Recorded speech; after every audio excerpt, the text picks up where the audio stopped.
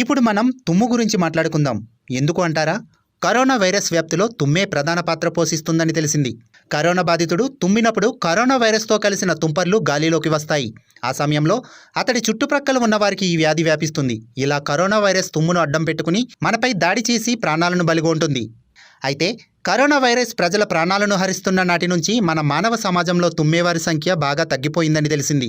మనం తుమ్మినప్పుడు పక్కన ఉన్న వాళ్ళు చూసి కరోనా వచ్చిందేమోనని అనుకుంటున్నారన్న అనుమానంతో చాలామంది తుమ్మడం మానేస్తున్నారు. ఇదివరకైతే గట్టిగా అరుస్తూ లేదంటే ప్రశాంతంగా తుమ్మేవారు. అయితే కరోనా వైరస్ విజృంభిస్తున్న నేపథ్యంలో ఇలాంటి పరిస్థితి కనబడటం లేదు. కొందరైతే బలవంతంగా తుమ్మును ఆపుతున్నారు, లేదంటే ముక్కు మూసుకుని వేగంగా గాలి పీల్చుతూ తుమ్మును ఆపేస్తున్నారు. అయితే అలా తుమ్మును ఆపడం వల్ల చాలా ప్రమాదాలు ఉన్నాయని వైద్యులు చెబుతున్నారు.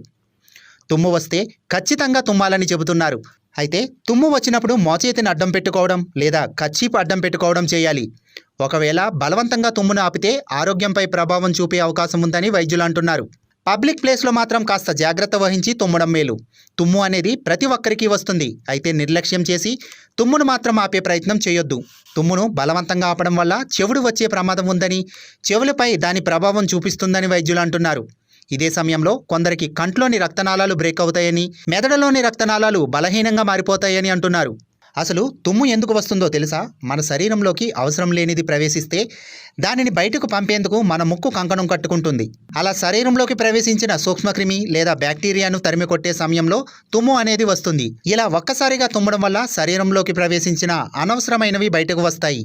అయితే తుమ్మును ఆపితే మాత్రం బ్యాక్టీరియా కానీ సూక్ష్మక్రిములు కానీ శరీరంలోనే ఉండిపోతాయి. ఒక్కొక్కరికి ఒక్కో సందర్భంలో తుమ్ములు వస్తుంటాయి. ఒకరికి చలికాలంలో, మరొకరికి ఎండాకాలంలో, ఇంకొందరికి దుమ్ము ప్రదేశాలకు వెళ్ళినప్పుడు వస్తుంటాయి. అయితే ఇప్పటికీ కూడా తుమ్ము పూర్తిగా డాక్టర్లకు అంతుబట్టని విషయంగానే ఉంది. కరోనా వైరస్ వస్తుందని తుమ్మడం మాత్రం ఆపకండి, ఖచ్చితంగా తుమ్మాలి.